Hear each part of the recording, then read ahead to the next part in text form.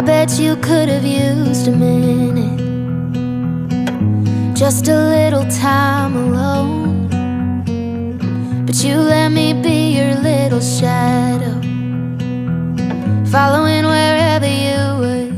And this is the 87th birthday celebration of the one and only Regina Balingit Cortez! I don't ever seem to tell you enough, but Kaya very thankful ako sa iyo na kasi nagkaroon po ako ng chance na makilala yung mga kamag-anak ko ng bata pa ako sa Pampanga at saka sa Manila. Siguro na kung hindi mo ako dinala, hindi ko nakilala sila Babang Hindi, sila Babang Etok, sila Nananalit. Kasi na wala pa kaming chance na